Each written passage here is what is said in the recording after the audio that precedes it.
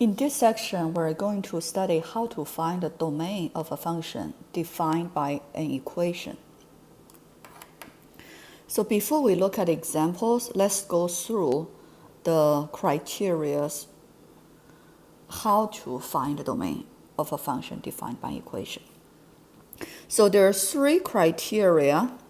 First, start with the domain as a set of real numbers, which means all real numbers, okay?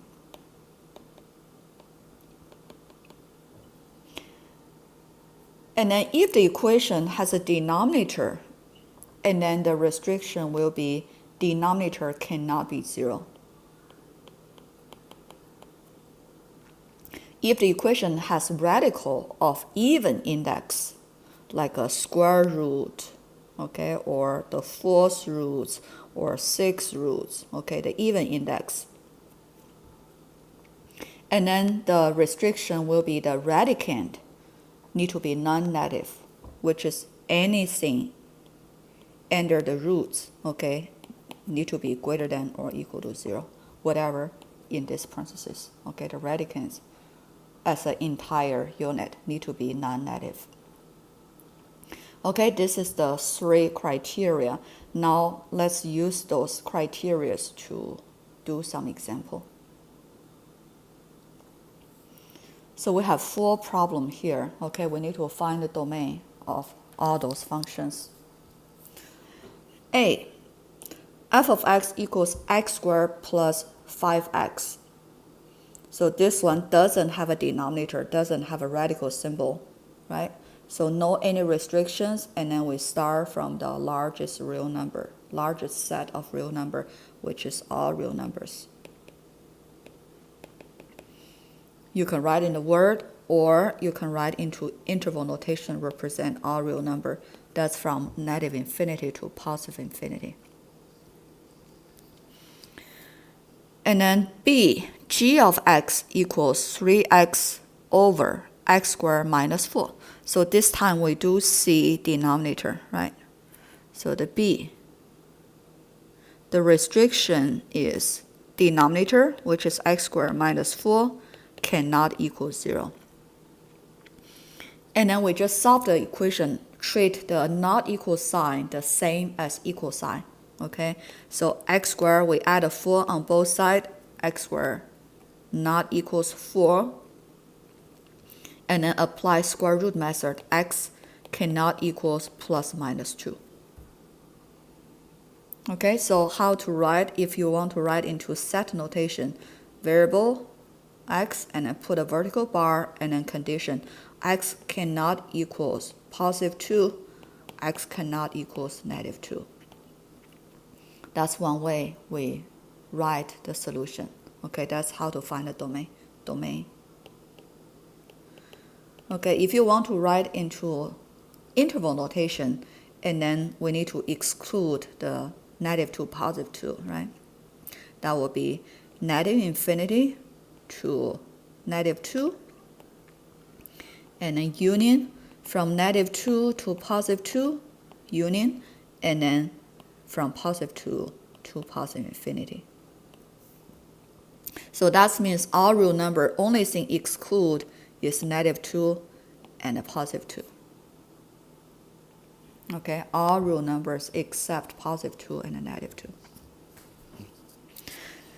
And then C, h of t equals square root of 4 minus 3t. So that's the even index roots.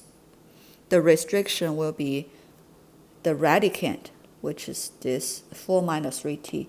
The radicands must be non-negative, which is greater than or equal to 0. We need to solving this inequality. So subtract 4 on both sides, we got negative 3t greater than equals negative 4. And then both sides divided by negative 3. So left hand side is t, right hand side negative cancel out, that's 4 over 3. And then divided by a negative number, remember, the inequality symbol need to flip the symbol, right? Flip the direction. So we write domain, if write as set notation, pair of braces, and then indicate variable name, and then put a bar, separate the variable name and a condition, and then put, the variable is t, not x, So put a variable name t, and then we write t less than or equals 4/3. All right. If you want to write into interval notation, and then that will be from -infinity to 4/3 square brackets, because 4/3 is the upper boundary. D, f of x equals square root of 3x plus 2 divided by x minus 5. So here we have two restrictions involved. First, we have radical, right, square root. So we have to make sure 3x plus 12 need to greater than or equal to 0. And also we have denominator involved. So we have to make sure denominator cannot equal 0. So that means x minus 5 cannot equal to 0. And then we solve these two.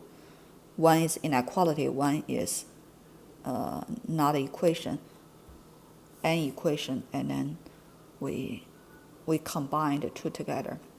So let's solve the inequality first. Subtract 12, so 3x greater than equals -12, right? Addition principle symbol does not change the direction. And then both sides divided by +3, x right hand side -4, divided by positive number doesn't change the symbol direction. So we got x greater than or equals +4. And then solving this equation, right, we consider not equal sign the same as equal sign. So add a 4 on both sides, we solve x cannot equals +5. And then if we want to write a set notation, domain, pair braces, and then indicate the variable name is x, bar, write a condition, x greater than or equals -4, and x cannot equals +5, close braces. That's how we find the domain of a function defined by equation.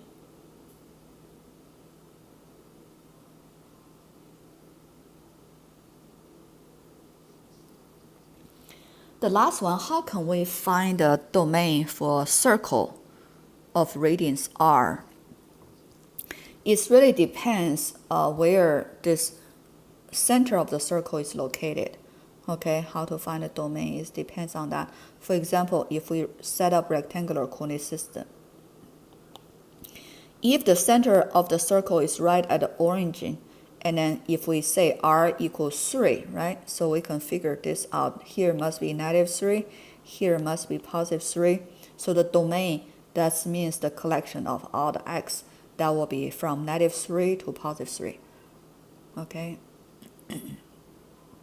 So the domain of this function will be, if we call this as a x, okay, x and y. So x will be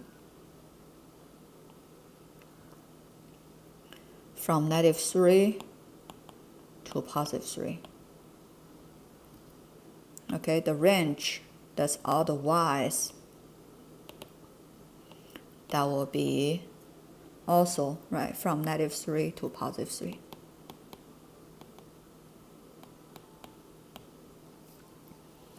So if the center of the circle is not at the origin 0, 0, okay, let's get another one. For example, if here is the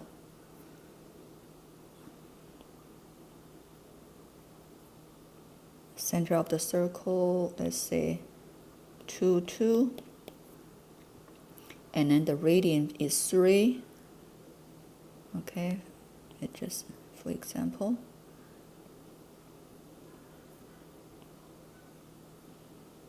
Okay, if this is the circle, my hand graph is not good, okay. And then what is the domain? We can figure out the most left point, most right point, right? 2 minus, if the radius is still 3, Okay, r equals 3. And then hk is 2, 2, for example. And then we know how to graph the circle, right? How to find the most left point, most right point. So here should be 91.